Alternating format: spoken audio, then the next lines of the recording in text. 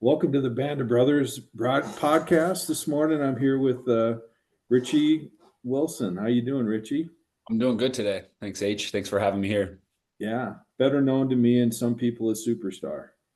I don't know where that came from, but I think that um, came from Steve. yeah, it did come from Steve, but super endearing to hear that from him. Well, thanks for joining us this morning, bud. Thanks for being willing to share your story with whoever listens. You know, could be alumni, could be guys still at the ranch, could be any random person.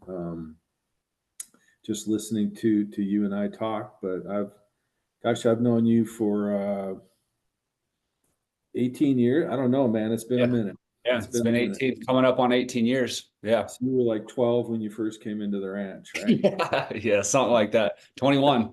September 30th, 2006 was my You were first 21. date. I still got the book. I'd written my sobriety date right there, and that was going to be the one.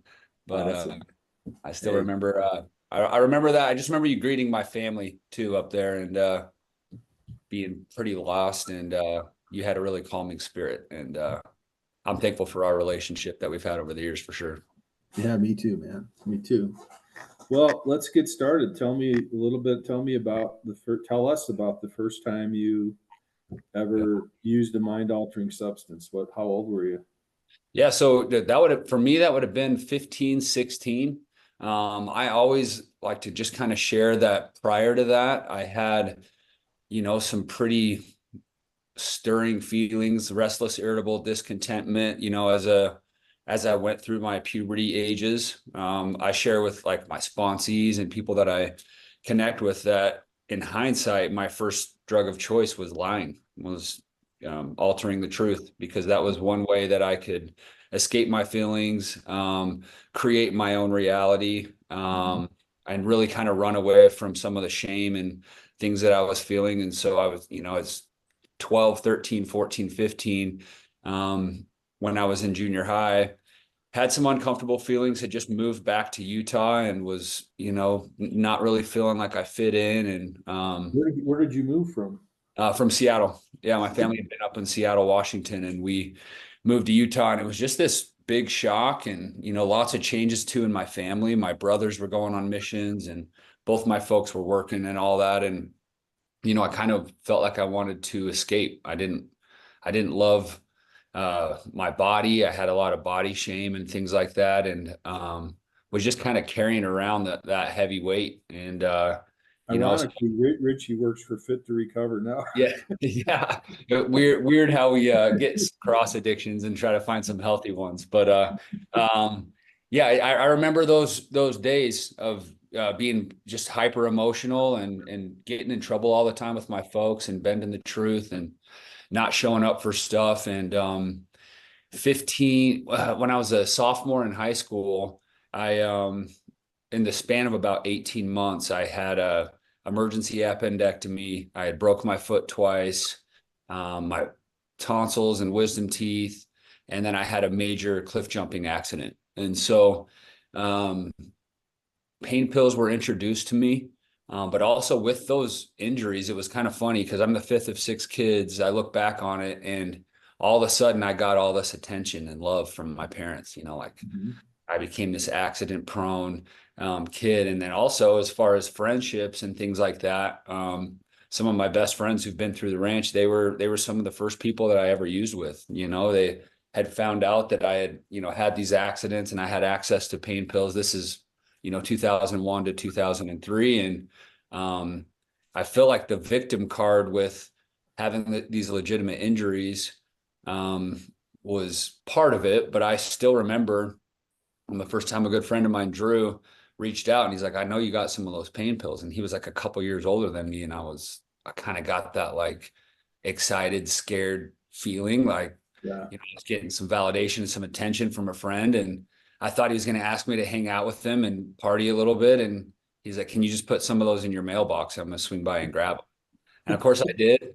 I didn't know. And then I remember, like, I didn't know how to get high or how to use, but I know the way that it made me feel is it kind of unraveled that big knot in my stomach. And then there was kind of that secretive, I'm getting away with it. But through my high school years, it was the pain pills, and then So you I knew started. Drew and Bry and all those guys? Yeah, yeah, I yeah, didn't know that. I didn't yeah, know. yeah. Bry was a little bit older, but that whole crew up there, it was kind of, I'll just speak for myself. There was like this, we're doing good in school, we're going to go on missions, we're athletes, we're doing all this and that. And then there was a little few of us that we had this, little side hustle going on that just we'll put that on the shelf. Everything will be fine one day. And Yeah. at the end of the day, through high school, I wouldn't say I abused pain pills all the time, but I started to dabble with marijuana, and that marijuana for me was really the one that gave me the butterflies and made me scared to do because of the smell and having to hide it. And that's really where a lot of that sneakiness and stuff came in. But I loved it. I loved it because my mood was completely altered. I was getting away with something, quote unquote. And I felt a part of with some of these guys on my basketball team, and was just kind of a weekend warrior with it. But it's something that I chased. And I still remember my talks with God at that time, because Heavenly Father, like my relationship with my higher power at that time was we were just cutting deals. This happened to me, and I'm feeling this way. And so that I have to do this, but it's going to be all good. Like we're going to work this out together. I had a journal entry right before my mission where I used all the way up until I left with marijuana. And I still remember, I looked back at this recently, but I would write in code in my journal. And I told God I was still dating Mary Jane. It's kind of funny. Just like, I got to have this before I can get out, but I'm still seeing Mary Jane, but I'm obviously going to have to break up with her before I go on the mission. And just kind of, yeah, holding those secrets about using. And it was really it was a love, which I think a lot of us in recovery now can relate to. It was like feeling like it wasn't something, using substances wasn't something that I just kind of did on the side. It was really this thing that I had a need for. And I don't want to say a passion, but just, I felt like it was this unique bond, that I was the only one that felt that way. So everything else was justified beyond that. It's your first love, Yeah. maybe. Yeah. So you go serve a mission and then you come back, and what happens? Yeah, interestingly enough, the pain pill thing, it's funny because that has that, heavy physical necessity once you get physically addicted. And I hadn't experienced that before the mission. And my very first day in South Carolina, hadn't even unpacked my bags. My companion and I. Before you went, how long had it been since your last use, and then you were on a mission? Yeah, I smoked weed all the way up until I went, but the pain pill thing wasn't. My surgeries had kind of been behind me, and that wasn't really a thing. But I'd had a flame lit prior, and then so you weren't physically detoxing off opiates. I hadn't experienced the physical detox before the mesh, which it's funny because you think about that now, and like that's one of the things obviously that keeps me sober today is I never want to go through that hell again. There's nothing worse than that, and just the emotional come down and all that. But I hadn't experienced that, which you would think that maybe you would, but with as much as I was using, but I feel like that's just the progressiveness of the illness. And my companion, Elder Curtis, and I were on a dirt road, and we got T-boned by a Mustang going about 75 miles per hour. We had a super serious car accident. He got life flighted, and I got taken to another hospital day one of the mission after I met my trainer. And, I'm in obviously pure trauma. And this is in 2004 when, there's not really as many cell phones and stuff like that. And I'm in this Band-Aid station in South Carolina. I think my companion's dead. I have a broken hand, some broken bones, severe whiplash. The last thing I saw was my companion, vomiting in this ambulance, and then he gets life flighted, and then I'm alone in this room, and same thing with the Demerol or whatever it was that the doctors prescribed. I just had some big alligator tears fall down, and I just felt that warm blanket. I felt comfort again, and we healed up and stayed out on the mission in the mission home. And there was a mental, I would even say borderline spiritual, emotional attachment to those pain pills. And throughout my whole mission, that's really where I became an addict, because the justification was there. I had some knee problems. I had this and that. And, that's back when you'd have a loose tooth and they'd give you 90 Vicodin, and Right. so Right. on the mission, I had a couple good old boy doctors, and you walk in with a missionary badge and you show them a couple x-rays, you're getting anything that you want, and so not proud to say it, but that is part of my story, that I became a full-blown addict on the mission. I kept it going the whole entire time. Yeah, when I left, I was, I think, about 215 pounds, football player. And when I walked off of the plane, and this kind of just shows I didn't really know what an addict was. I was in trouble. But I came home and I had about a day's worth of pills. And I was 153 pounds.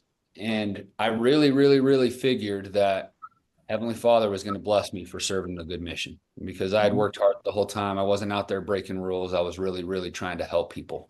So it was just that polar opposite, like, superstar, try hard kind of energy and attitude all the time, and really pouring my heart and soul out into helping these people. And I had this just demon that was just brewing the whole entire time. And I get the chills right now thinking about it. When my dad and I went and I got released from being a missionary after I was home for a day, President Rich released me. He was about 3 blocks up from my house. And as we were walking home, I felt a cold breeze and a darkness, and had the thought that the adversary said to me, "You're mine now. Like, I've got you." And so there's no doubt in my mind that I was protected while I was out there. And it was really just kind of this, oh, shiz moment. And because I think that's very real, dude. My yeah, my little Izzy got set apart 3 weeks ago, and then yeah, she spent a week in our home on they do home MTC for a yep, week, and then she went in for a couple of weeks, and she said, I just feel different. yeah, Like, I feel this, yep. protection. I feel this, Well, thing. and without question, and even that car accident, I don't want to say I had a near death experience, but just I had glass embedded everywhere, but nothing where my garments were. The people that investigated the accident said that both of our necks should have snapped on impact. And, I know angels were there with me that day. And Yeah. it was a very, very real, visceral feeling. And kind of Let like me ask this. you this: when you're on your mission and you're taking painkillers, are you just feeling like, hey, this is just for my physical ailment, and this is, or were you having to justify and rationalize, or were Yeah. you? Yeah. It progressed.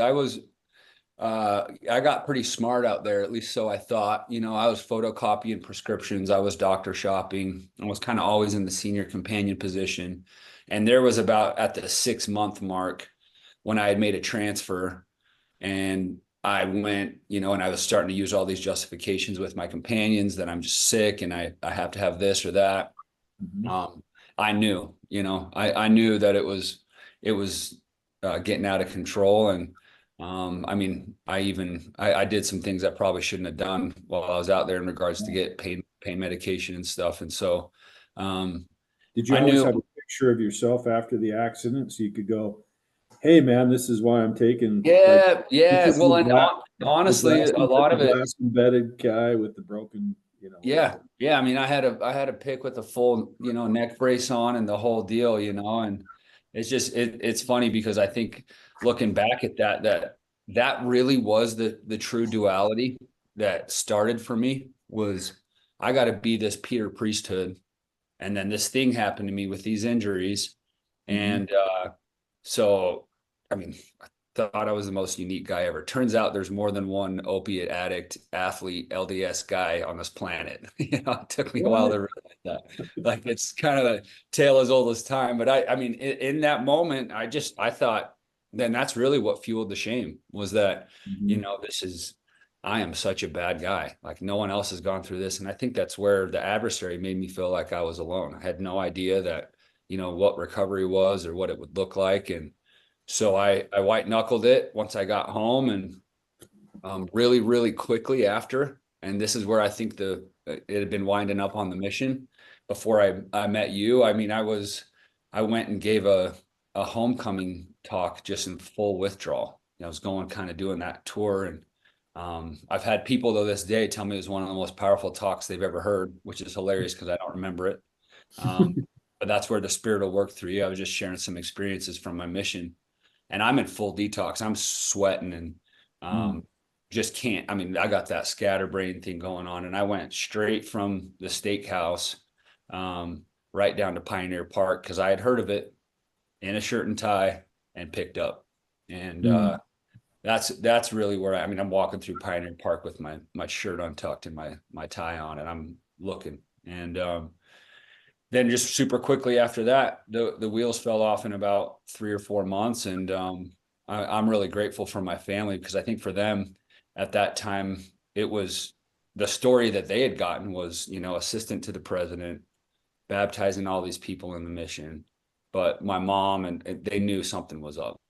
I Mm-hmm. wasn't showing up. I didn't look healthy, um, and my family had never been around or even assumed that. And so when it all kind of came out, they reached out appropriate for help. I got to go up to the ranch and meet you, um, and really, I think I look back at that and it's like, all right, here we go. 60 days. Okay, 2 months is going to fix this thing. Let's go get it. I'm going to be Captain Recovery. Let's put it together. But I look back and I mean, I was 21 years old, and I Mm-hmm. remember getting put on. Chris Groves put me on scripture restriction because I was just spouting off scriptures to everybody, spiritualizing the heck out of everything, and really trying to fast forward that recovery and not digging down, and was just not in a position where I was ready. But one thing that's never changed and it still exists to this day, because I get to experience it every week going back out to the ranch, is the feeling on that property.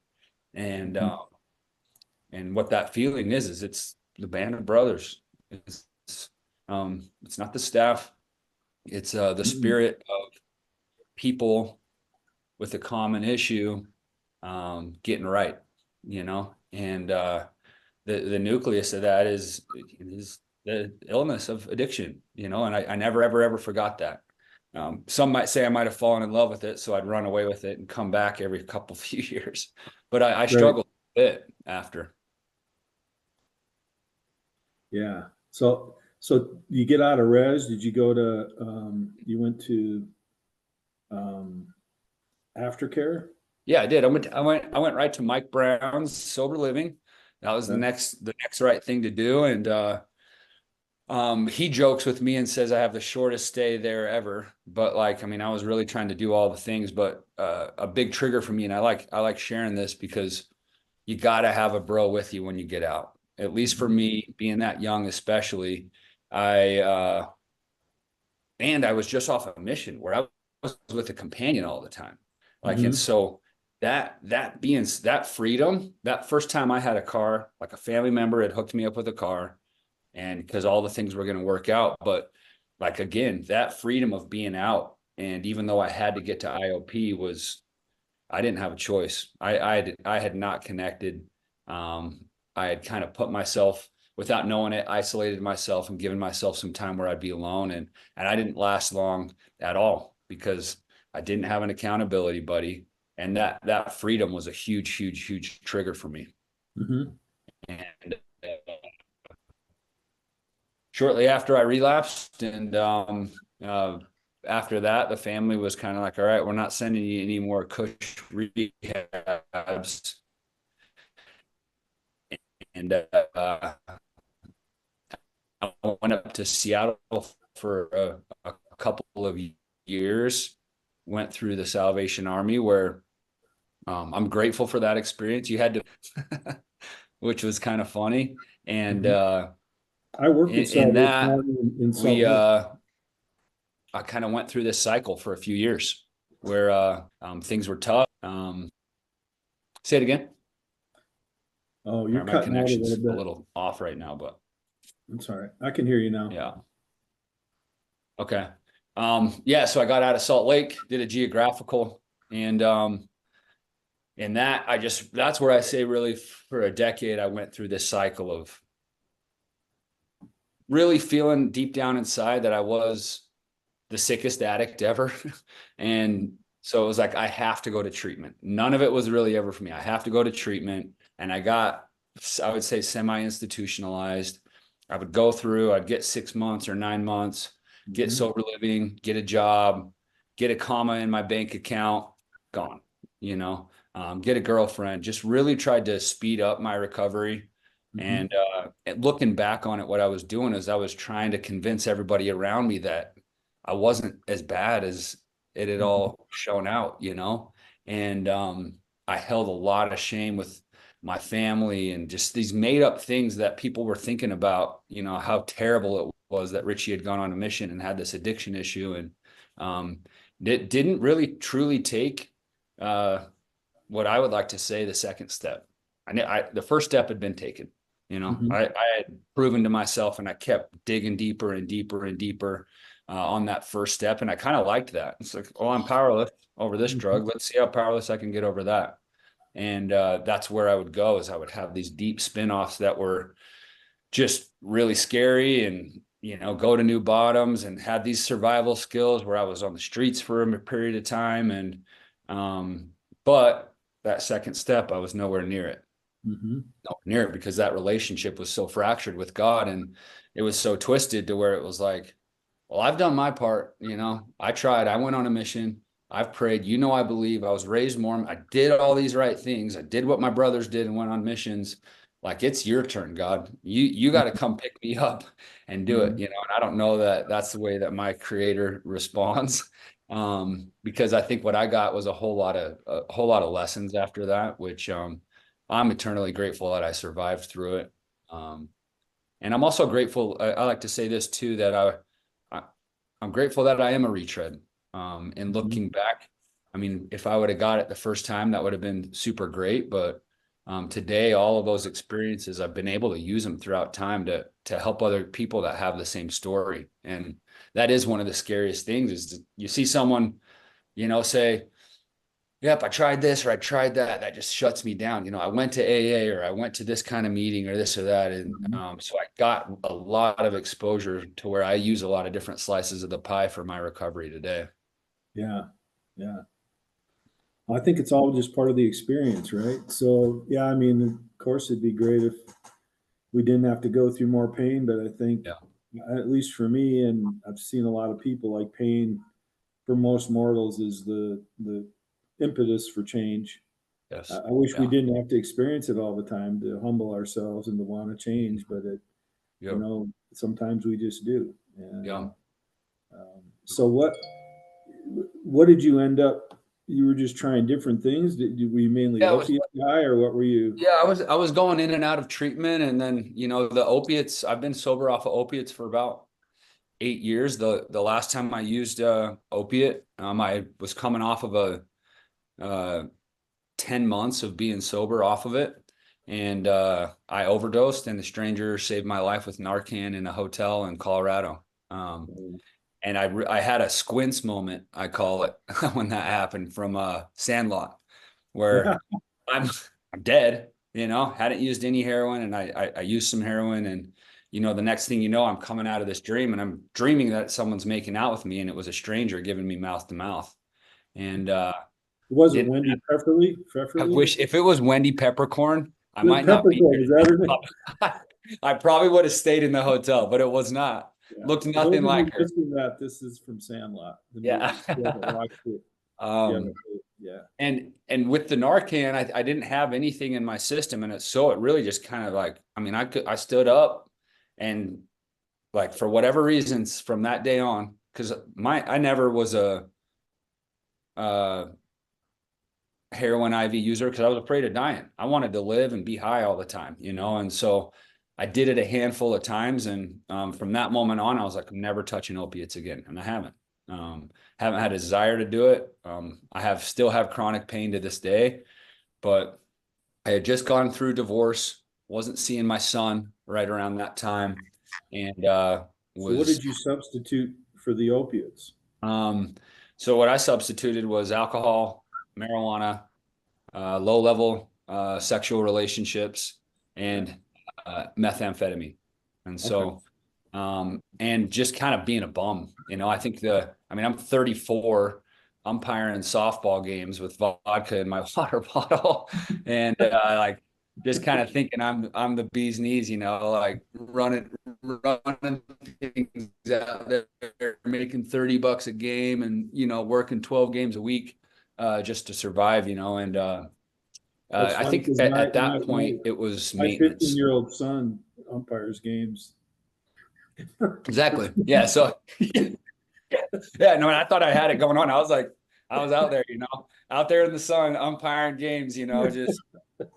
But it's funny because the ego will, at least for me, it'll go to somewhere where I feel comfortable. And on a ball field, I feel comfortable and I feel like and it's not the worst thing in the world, but Yeah. I wasn't paying any child support off of umpire money. Let's just say that.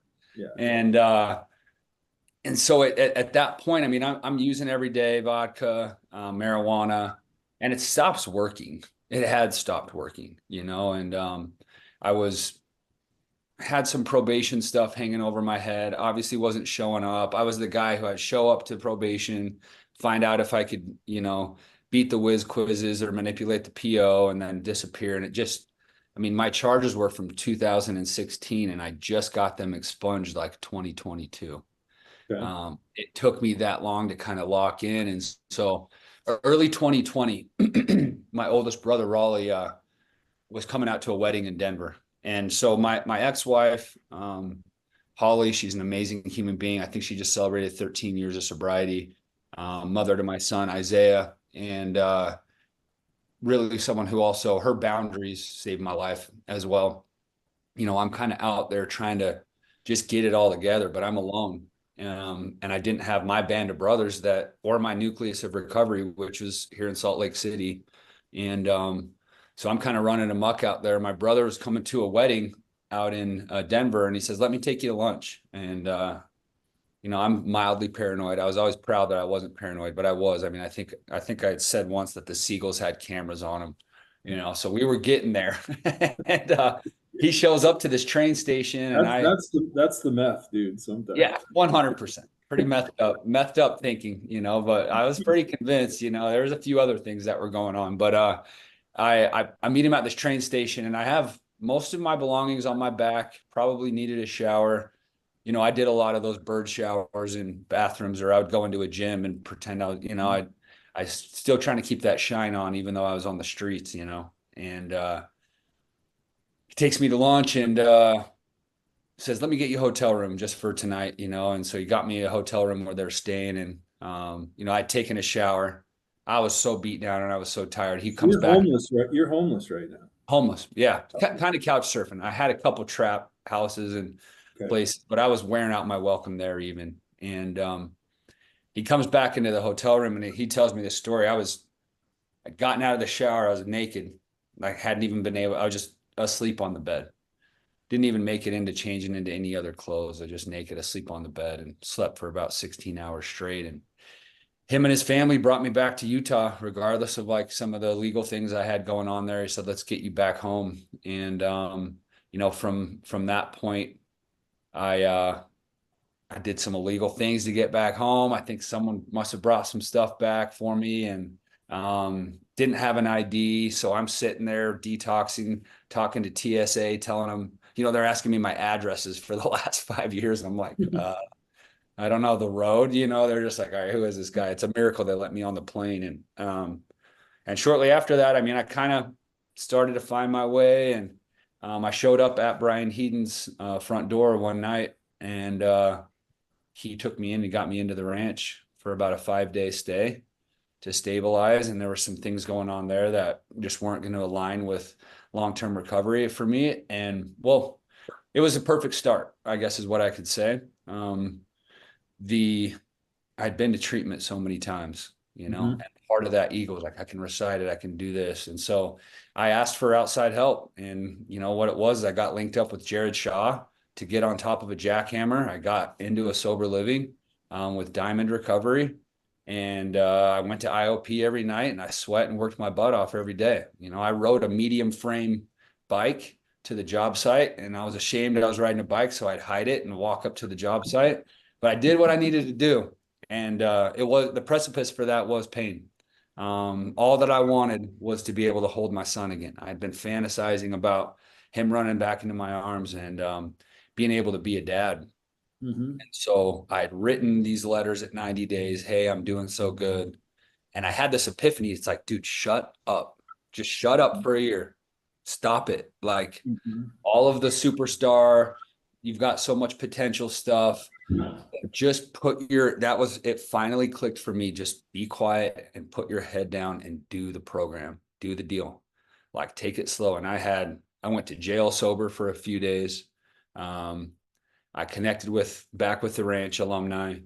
I had to clean up all that stuff. 2 years into sobriety, I had to move back to Colorado and do 40 hours of community service. Like I just slowly took care of everything. And about a year and a half in, my ex-wife called me up through the pipeline, and it wasn't for me that she heard I was doing well. She heard it from someone else. And today I've got a wonderful relationship with her and my son, Isaiah. We're about to go on a vacation together next week. And Wow.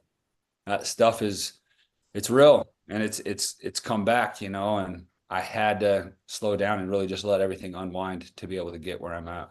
So I know you hit a lot of bottoms, but the final one, like what do you think was different? The last day, from the Yeah. last day you used to the first day you didn't use, what do you think? What happened? Yeah. It was a true mental emotional break. And at least for me, I wanted to die, but I didn't want to die, and I didn't want to kill myself. And I knew that that's what I was doing. Um, I also kind of had that grit down inside where I'm like, you know what, I've got one more shot at this in me. And I felt some spiritual upheavals happen at that time too, with the alignment of seeing family that I hadn't seen in a long time and seeing friends, and being able to see in Brian's eyes that it worked and him showing up again. And Brian had some things go on in his recovery, and that he was just still living it and doing it. I just needed that proof and that witness. And so I stuck it out. And it was and has been a slow and steady just growth of change. And I Mm-hmm. always thought it was going to be this, yep, stop using and then things are going to get better. But I had Mm-hmm. that epiphany that, you know what, things are going to be super hard for the next while, Mm-hmm. to get your kid back, to get the legal stuff off you. But if you use, it's all going to just be right there again. And so Mm-hmm.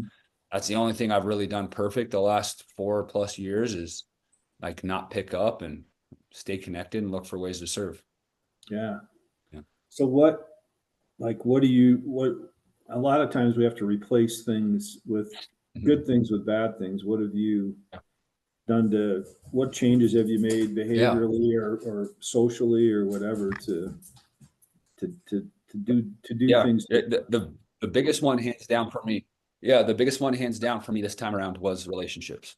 I picked and choose who I spent my time with. And for me, it was a no-go with any intimacy with females for a long time.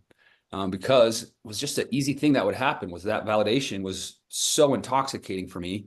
But like I saw that it's like, yo, this girl is thinking I'm cute, but I'm living in the basement of a sober living at 35, and again, and I've got a bike, and I'm wanting to go on. It's like, dude, you need to just calm down with the relationships. And so staying Mhm. out of that, and even like to another level, not playing into it, just being a good friend and treating everybody the same. That was the first thing for me. Mhm. Um, I found Fit to Recover. I'd known Ian Acker for a long time, and I've said this before. Fit to Recover, it's a community center that where people come and work out, but you do it together as a community. And being a former athlete, like I forgot that I could get that endorphin hit, and it's been a Mhm. huge thing for me. So if I go a few days without breaking a sweat, and I'm not trying to be the biggest guy in the gym or anything like that, but it's been this piece where it's like, it's very similar to recovery. You got to put the work in to get the work out of it. And so What I fitness is, like about Fit to Recover too is, and when I was at the ranch, we started using them. They'd come on campus, and is many yeah, times workouts are kind of like these individual things, but Fit to Recover creates a team. And yeah, for former athletes, that there's a lot of good feelings with teams. There's yeah, that's an important part of. and recovery, the band of brothers is a big team, you know, of Yep. guys in recovery. And I think that's Truth. part of their secret sauce. It is. It is. It's the built-in community. It's passing out the high fives, telling somebody good job, not having mirrors around or your headphones in. You're really there to kind of get vulnerable, but Yeah. then you stay consistent with it and you look back and go, holy cow, I'm a little stronger. I'm feeling a little bit better. My head's clear again today. So that's been a big one. And then I think the other thing for me was I really just have tried to walk the walk. The best amends that I've made have been silent amends. It's been showing up to the family party and looking my mom in the eye. It's been being able to just show up as who I know I'm intended to be, and recreating that relationship with my creator, having a conscious contact with God, and not rushing to go and say, I have to get back and get temple worthy right this second. I have to do this or that, but just really tapping into that true relationship with my Savior. And having that understanding. Something I do every day is I pray to be able to carry the attributes of my Savior and to carry my Savior's light, because I've seen that my brother Raleigh, when he showed up, he had the twinkle in his eye, and I guarantee you my eyes were black as night, and now today, as I've prayed over time, I have multiple times a week, people will say, there's something about you. You've got an energy about you that is very strong. And that's not, and I know it hits humbly, but I know that's not by accident. It's because of the work and by asking for it from Heavenly And it's Father. not you, like you said earlier, it's not you telling people you're doing good. It's you showing people and the light you have around you. And everybody's had, this is kind of a random reference, but everybody's had their Ebby Thatchers. Ebby was the guy that went to Bill's house when Bill was drinking, and Ebby had this light around him, and in the rooms we say, you've got what I want kind of thing. And you feel that around people, and everybody has those people in their lives where there's like, man, there is a different way. This dude looks hopeful and he looks happy and it's legit. It's not, and I'm glad you're back on a spiritual journey. I think, the spiritual connection with our creator, there's no religion without spirituality. Amen. And I think that relationship takes time, like all relationships do. And you have to spend time communing with our creator and talking and asking. And I told the guy the other day, it hit me like he was, anyway, I just said, he's like, yeah, he's early in recovery and I just feel like I got to be Superman or Batman. I'm like, dude, just be Robin. Yeah. Seriously. Yeah, that's it. Just, take that big cape off. You don't have to wear the tights like the dude Robin did in the old shows, but just take your marching orders. And there's a lot of peace and serenity for me when I'm able to just give my life to God. And then my will, and I take it back by 8 a.m. and like, it's this dance, and I think he's cool with that. And, but for me, my recovery is I recognize when I start getting in the way again. Whereas before I thought, well, that's just what I'm supposed to do. And I'm supposed to impose my will on the world. And why is everybody reacting so strangely to what I think is right? And well, what are some things you're grateful for? Man, today I'm grateful for the relationship I have with my family. I'm grateful that literally today I have a job where I'm community development director for Fit to Recover, but I get the opportunity to connect with people who are where I used to be, and I get paid to do it, and I love what I do. I get to go out to the Salt Lake County Jail today, where I spent many nights, and run a workout with those guys. When I leave there, I'm elated. I pinch myself after being able to do that. I'm grateful for the basic necessities of life, my relationship with my son.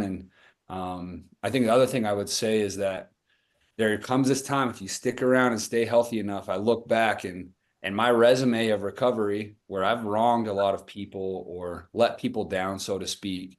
I would say even with my relationship with you and Steve, it's been, we've been far apart away, but like all those experiences have turned out to be the firm bedrock of where my life can be built. And so if you're having the dialogue of, well, I did this or I burned this bridge, just build a new bridge.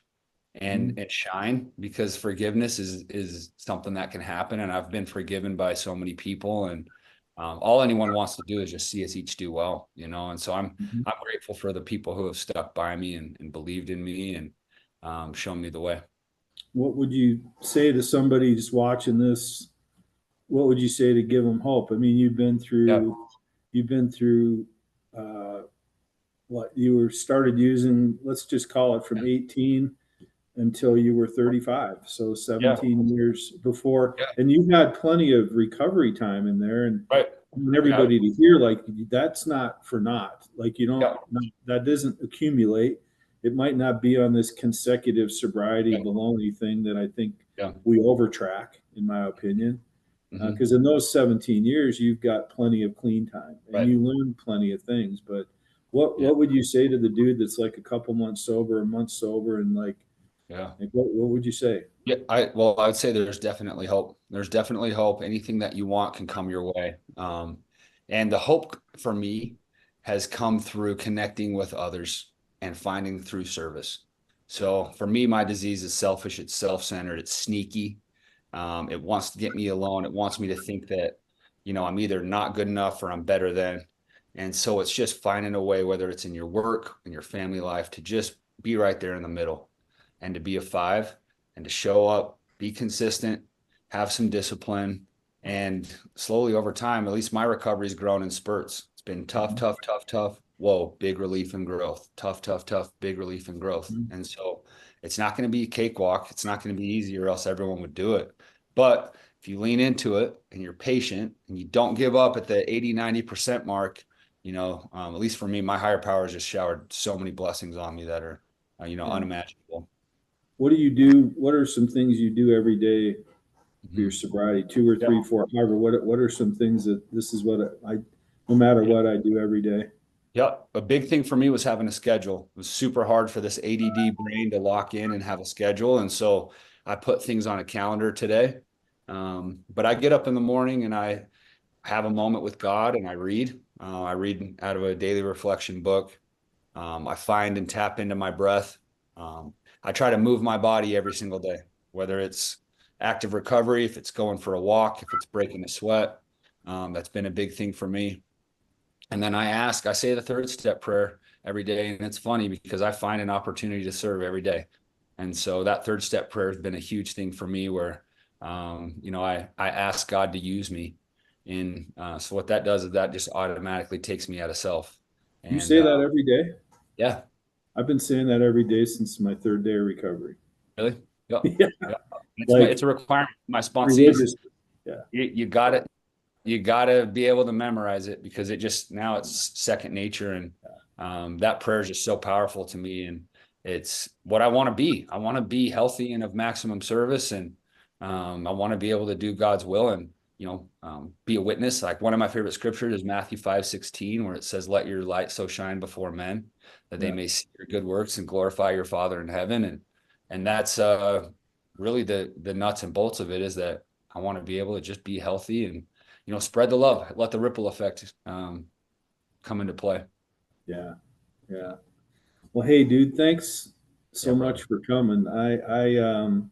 I could talk to you for another couple, 3 hours. You have there's so many parts of your story you probably didn't talk about and didn't say, but I've known Richie for like I said, I guess 18 years, and there's just certain people that have, even when they're not in a good place, that have light around them.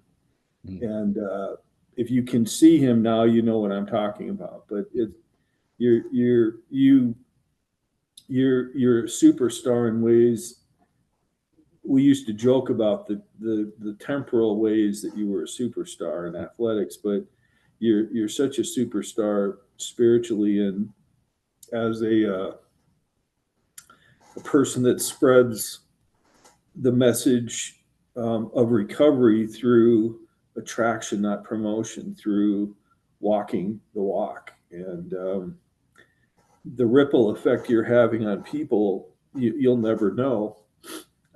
Luckily, you'll never know that probably in this life, but the amount of lives you're changing at Fit to Recover and people you sponsor and the meetings you go to and Dude, I just love you. And you're more probably age-wise like a son, but you feel more like a brother. Love you too, brother. I love you a lot. And thanks for having me on. And thanks for being one of the first people to show me that recovery could be attractive. And just for sticking by me. Let's go golfing. I love you. Amen, buddy. Love you, dude. Okay. We'll see you. Take care. Bye.